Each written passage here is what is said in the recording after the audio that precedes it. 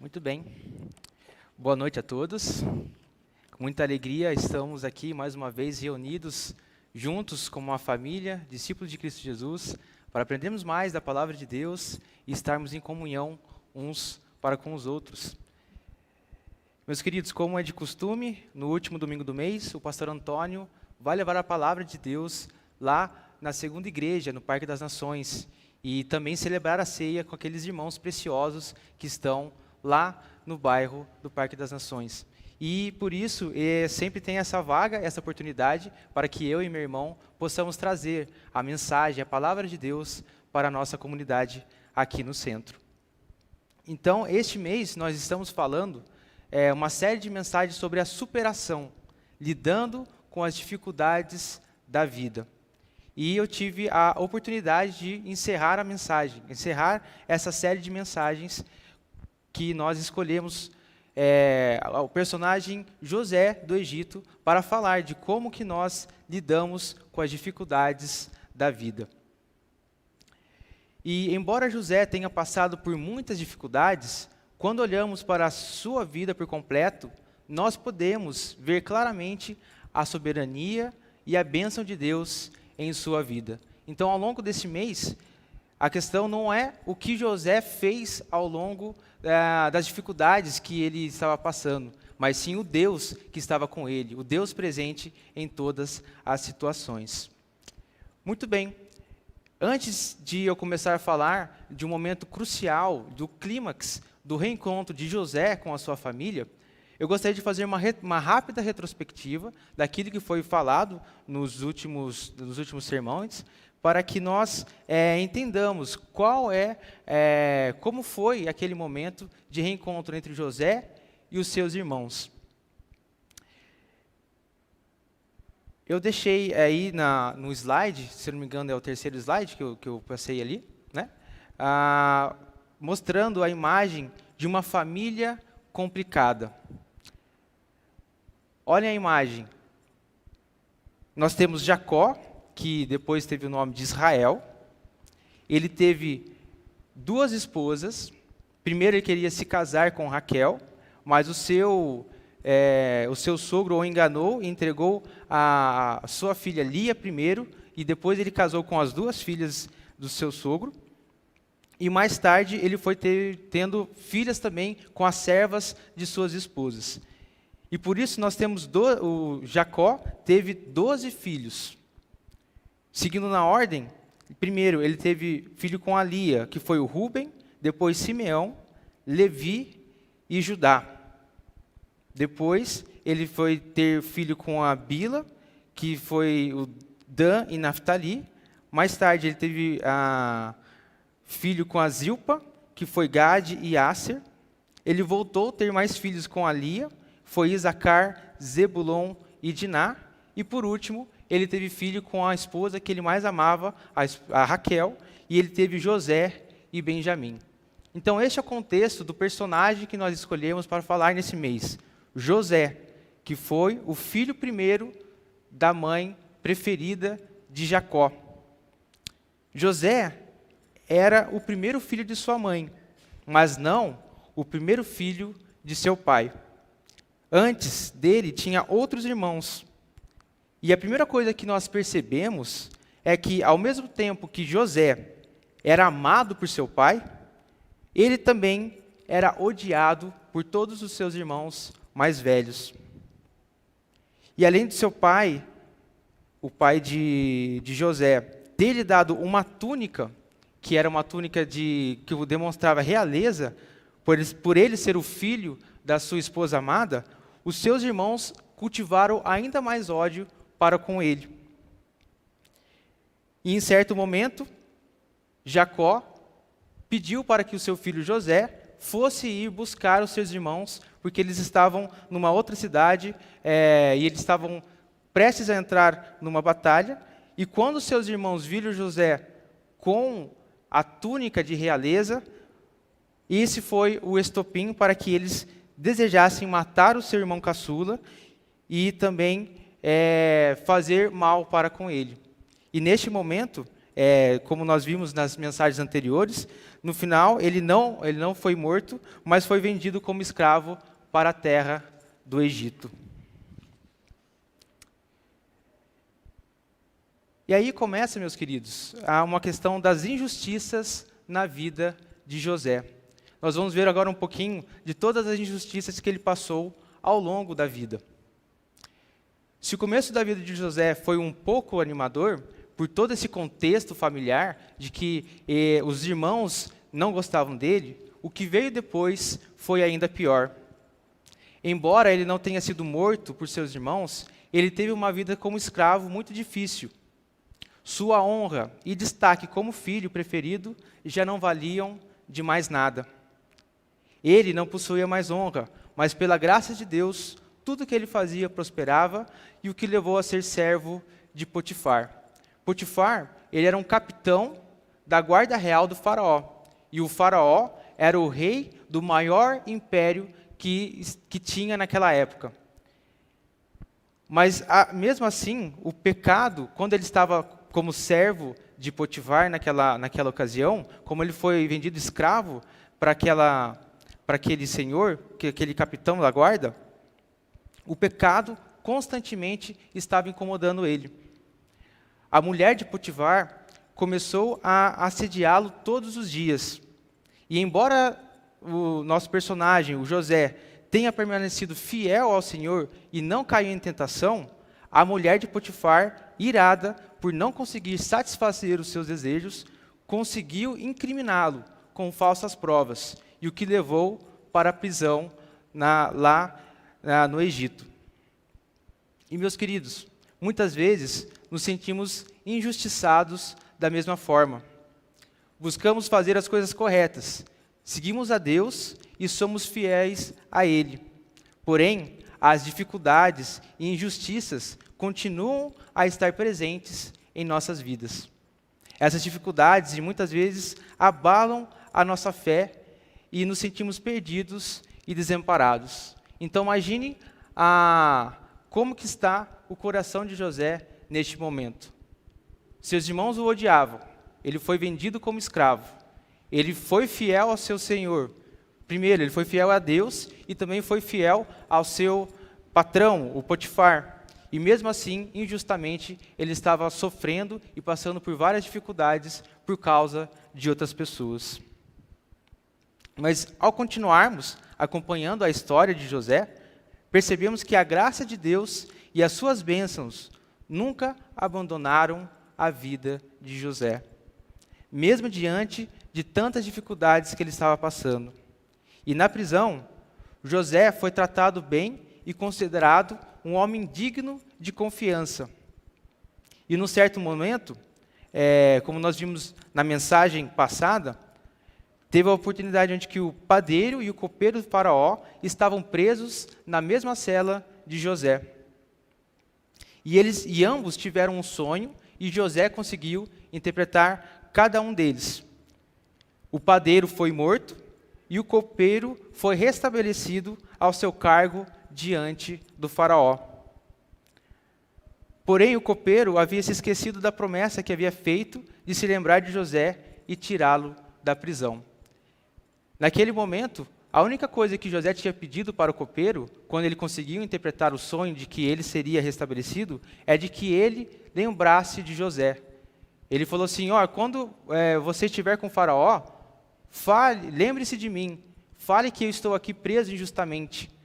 E mesmo assim, o copeiro se esqueceu completamente de José e voltou a servir o faraó e ficou vários anos sem lembrar de José naquela ocasião. Mais uma vez, pense como deveria estar o coração de José naquela altura. Servindo a Deus, sendo servo fiel, íntegro, mas mesmo assim, todas as dificuldades pareciam que não tinham fim. Mas 2 anos depois, quando o faraó teve um sonho que o incomodava constantemente e ninguém conseguia decifrá-lo, aí sim o copeiro se lembrou de José e o trouxe na presença de Faraó. E aí, meus queridos, este é o ponto de virada na vida de José. que está o próximo slide, eu coloquei a imagem do sonho que o faraó teve. A imagem do sonho que ele ficou muito incomodado e ninguém de todo o Egito conseguia decifrar o que aquele sonho queria dizer. E quando nós lemos a Bíblia, no capítulo 41 de Gênesis, mostra esse relato dos sonhos. Ele teve 2 sonhos. O primeiro era de que 7 vacas gordas eram comidas por 7 vacas magras. Aí ele acordou assustado, querendo entender o que aquele sonho significava, e logo depois ele voltou a pegar no sono e sonhou mais uma vez, onde 7 espigas de trigo boas eram comidas por 7 espigas de trigo ruim. E nós vemos que José, quando ele foi apresentado para o rei, para o faraó, ele conseguiu interpretar, e este é o significado do sonho. O sonho dizia respeito a 7 anos de fartura que seriam seguidos por 7 anos de escassez. E José não apenas interpretou esses sonhos para Faraó, mas ele deu um sábio conselho. Ele pediu para que o Faraó fizesse reservas de alimentos, para que o seu povo não sofresse com a fome que iria acontecer nos anos seguintes. E por causa dessa sabedoria, de poder ter conseguido interpretar os sonhos e também dar esse bom conselho de administração, o faraó gostou tanto de José que colocou ele como grande príncipe e o administrador de toda a terra do Egito. Mas, meus queridos, tudo isso aconteceu pois Deus estava interessado em preservar um pequeno clã que morava na terra de Canaã. E esse clã era a família de José. Esse clã era Israel, o povo na qual o Messias viria muitos anos mais tarde. Deus conduziu cada evento na vida de José para que ele chegasse nesta posição de destaque. José não tinha qualquer evidência de que tudo aquilo que ele estava passando era para o seu bem futuro. E assim como a paciência, a fidelidade e a fé foram necessários para que José superasse todas as dificuldades da vida, essas características continuam necessárias para todo o povo de Deus ao longo da história. E o que mais se destaca na vida de José é o cumprimento do supremo propósito de Deus. Tudo o que aconteceu em sua vida estava de acordo com a vontade de Deus para o benefício do seu próprio povo. Agora nós vamos ler o texto deste reencontro de José com seus irmãos. Vamos ver qual que foi a reação dele depois de tudo isso que ele passou. De ser odiado por seus irmãos, de ser vendido como escravo, de um amigo que ele ajudou não lembrar dele quando ele mais precisava. E quando ele esteve numa posição de destaque, vamos ver qual foi a reação de José quando ele teve a virada de sua vida. Por isso, convido a todos a abrirem as suas Bíblias em Gênesis, capítulo 45, versos de 1 a 8.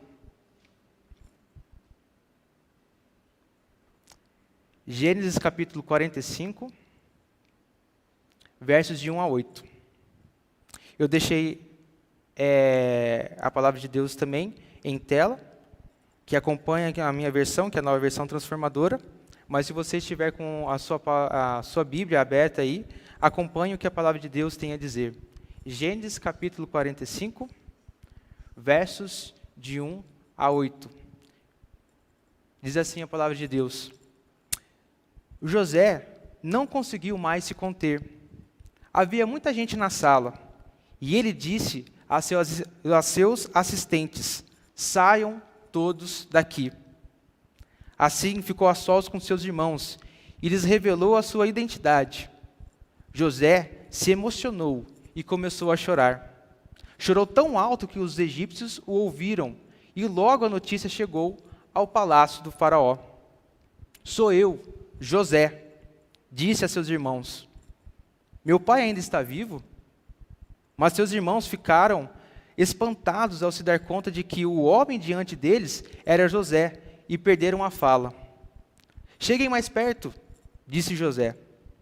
Quando eles se aproximaram, José continuou: eu sou José, o seu irmão, o irmão que vocês venderam como escravo no Egito. Agora, não fiquem aflitos ou furiosos uns com os outros por terem me vendido para cá. Foi Deus quem me enviou diante de vocês para lhes preservar a vida. A fome que assola a terra há 2 anos continuará por mais 5 anos, e não haverá plantio nem colheita. Deus me enviou adiante para salvar a vida de vocês e de suas famílias, e para salvar muitas vidas. Portanto, foi Deus quem me mandou para cá, e não vocês. E foi Ele quem me fez conselheiro do faraó, administrador de tudo que o seu palácio e governador do Egito, de todo o Egito.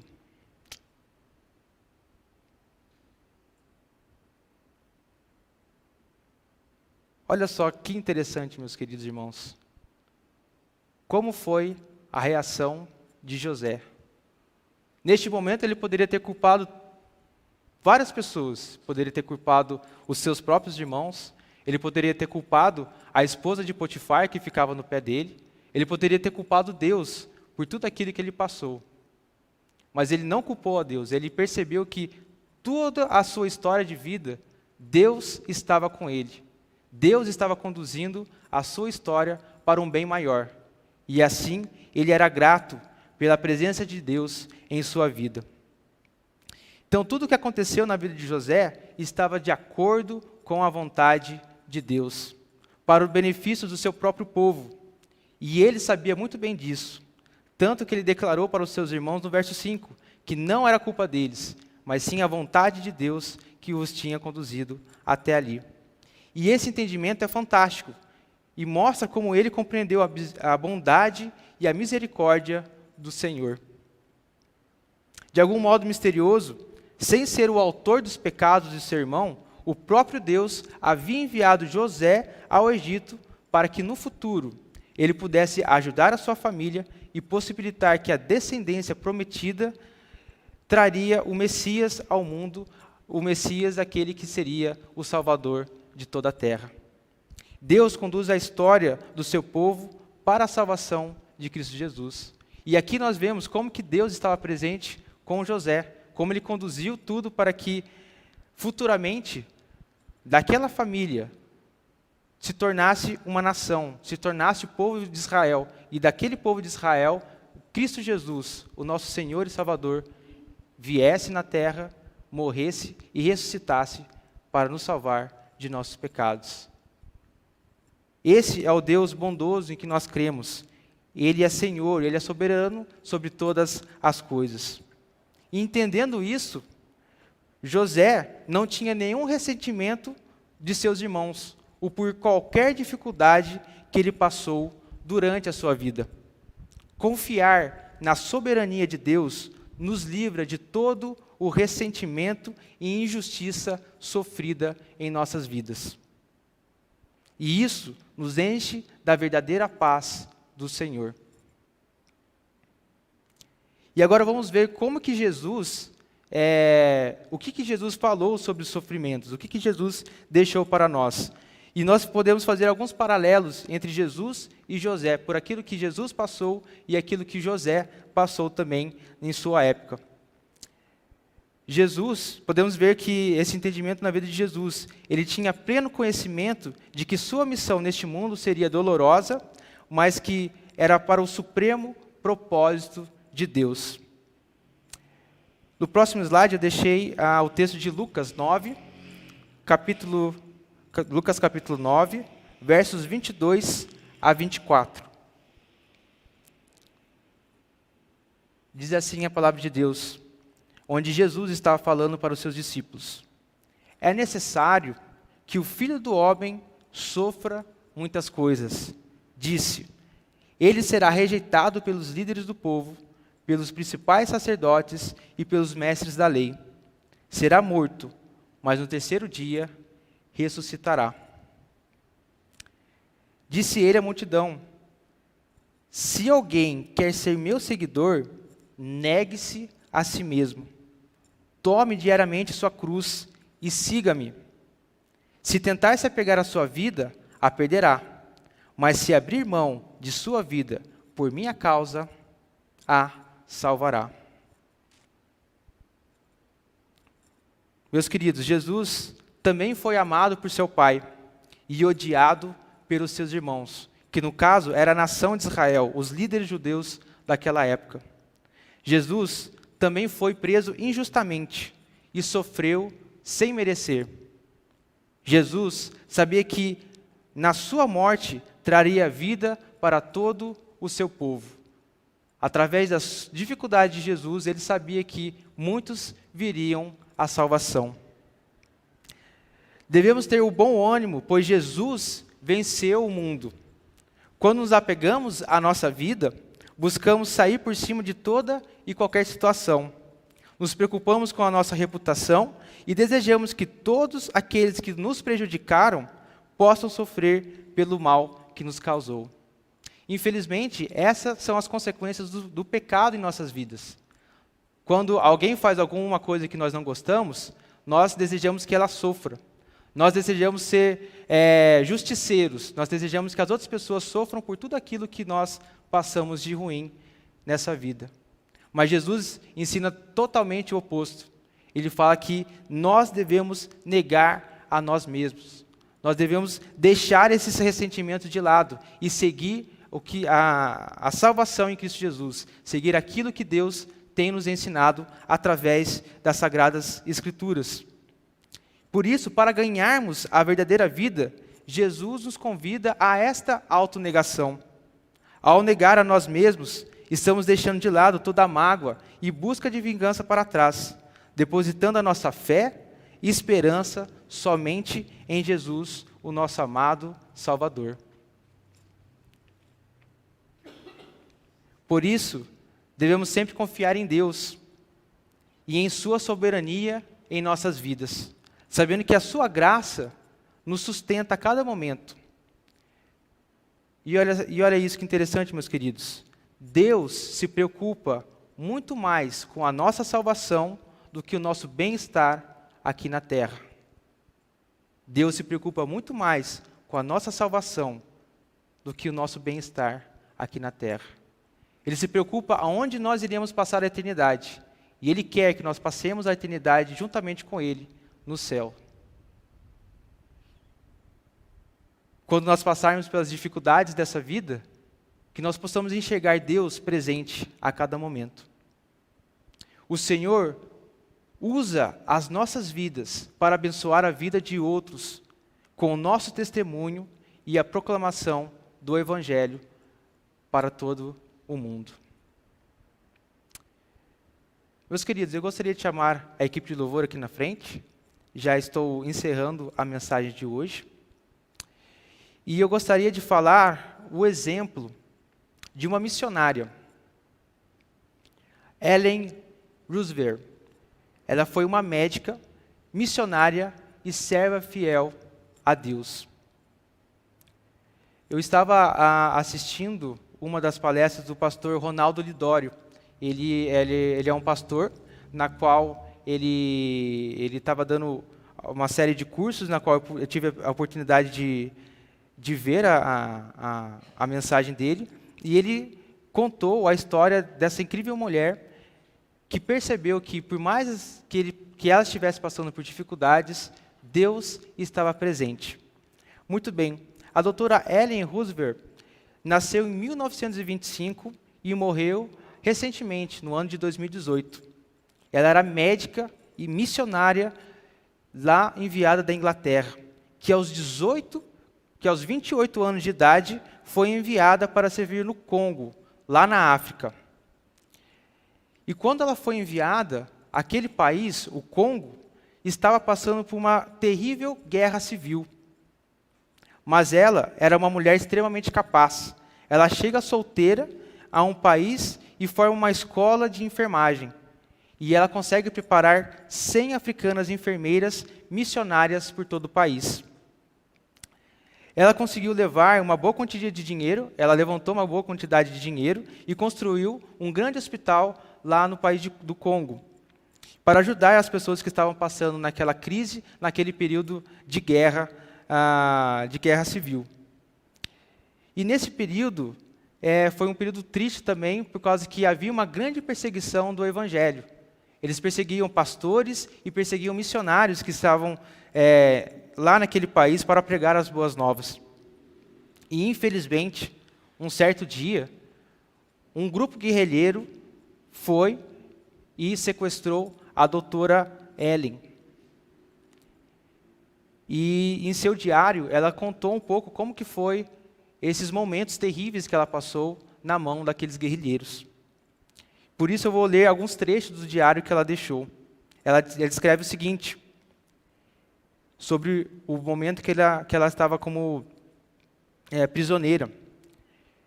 Eles me puxavam pelos pés, batiam em minha cabeça, chutavam-me na boca, quebraram todos os meus dentes, me humilharam, me insultaram e me agrediam dia a dia. Em seu diário, alguns dias depois, ela escreve novamente, certamente, certa noite, o horror ultrapassou todos os limites, e eu fui violentamente abusada sexualmente. E neste momento, eu senti que Deus havia me abandonado. Mas ela continua escrevendo. Logo depois, eu senti uma impressionante presença de Deus, que me dizia, Ellen, estes não são os seus sofrimentos, são os meus. E o Senhor me encontrou com os seus braços abertos e indizível amor. Seu conforto foi total, e eu aprendi que o seu amor me era suficiente. Que testemunho, meus queridos. Imagine o horror que ela passou. Mas mesmo no momento mais triste, Deus se apresentou a ela e ela sentiu a presença de Deus em sua vida. Tempos depois, ela foi liberta do cativeiro e foi hospitalizada, com diversos ossos quebrados, traumas no coração e na alma. Depois de um ano, ela recebe alta, volta para a agência missionária e dizendo que gostaria de voltar para o campo missionário lá no Congo. E a liderança fica impressionada, mas diz, não é o momento de você voltar. Agora, a guerra está ainda pior. Neste momento que você quer voltar, a perseguição ao Evangelho está ainda mais forte. Não é o momento de você voltar, você deve ficar e continuar se recuperando. Mas ela insistiu. Mesmo diante dessa situação, ela queria voltar e pediu para que voltasse ao campo. Pois ela sabia que era lá, naquele país, naquele lugar mais terrível de sua vida, que Deus iria usar a sua vida para abençoar mais pessoas naquele triste cenário. Por isso, mais tarde, a missão envia a doutora Ellen novamente. E quando ela chega lá, o hospital que ela havia fundado foi completamente destruído. Mas agora, ela ora ao Senhor e consegue recursos para construir um hospital ainda maior, com uma estrutura que ela conseguiu também continuar o curso de enfermagem e também profissionalizar mais médicos para ajudar naquela situação. A doutora Ellen permanece naquele país por mais 30 anos e se torna uma mobilizadora mundial da obra missionária. Antes dela falecer, ela escreve o seguinte, e prestem bem atenção no que ela diz no final de sua vida. Irmãos, você não quer Jesus. Você quer Jesus e mais alguma coisa. Quer Jesus e o respeito. Você quer Jesus e a popularidade. Você quer Jesus e a opinião pública. Você quer Jesus, mas também quer o sucesso e o orgulho. Sim, você não quer Jesus. Você quer Jesus e mais alguma coisa. Não, Você não pode ter isso. Ou você deseja só Jesus, ou perceberá que, na verdade, você não quer Ele.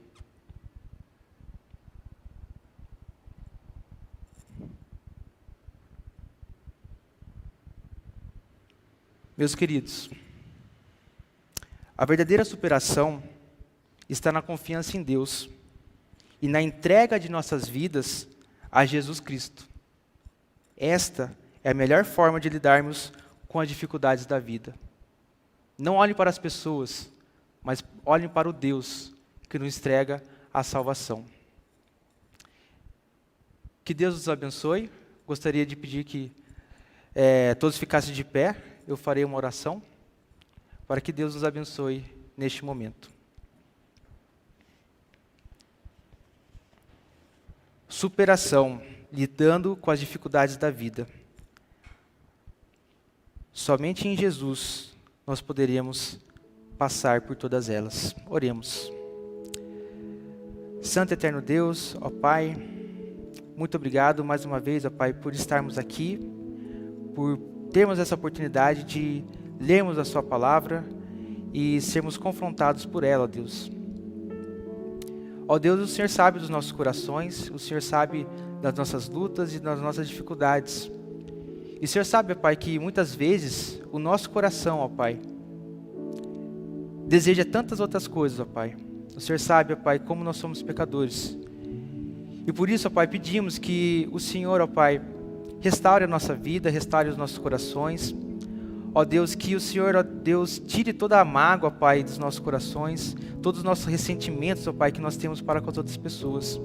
Que possamos enxergar, ó Pai, que tudo aquilo que aconteceu nas nossas vidas, em Cristo Jesus, ó Pai, elas são transformadas. Ó Deus, que a Sua graça, que a Sua glória, ó Pai, esteja repousando sobre a vida de cada um. Que nós possamos sempre enxergar, ó Pai, a verdadeira paz em Cristo Jesus.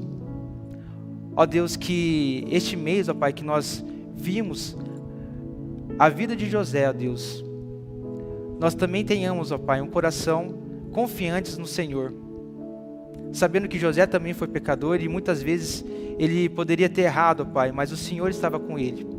E assim também pedimos, ó Pai, que o Senhor esteja conosco em cada momento. Nós podemos não entender, ó Pai, o plano geral da história, nós não podemos entender as coisas que estão acontecendo na nossa vida, mas sabemos que o Senhor é Deus, ó Pai. Sabemos que o Senhor é soberano e que todas as coisas cooperam para o nosso bem. Ó Deus, esteja conosco, nos faça cada vez mais semelhantes à imagem do Seu Filho. Ó Deus, que nós não fiquemos presos, ó Pai, a esta terra, às coisas deste mundo, mas que possamos sempre buscar, ó Pai, as coisas do alto, as coisas do Senhor. Que possamos sempre, ó Pai, avançar o Seu reino, ó Pai. Possamos sempre proclamar o Seu Evangelho e a salvação de Cristo Jesus para todos aqueles que ainda não o conhecem. Esteja conosco, ó Pai, nos abençoe com a Sua graça, ó Pai. É isso que oramos agradecidos. No nome santo e precioso de Cristo Jesus. Amém e amém. Reinaldo?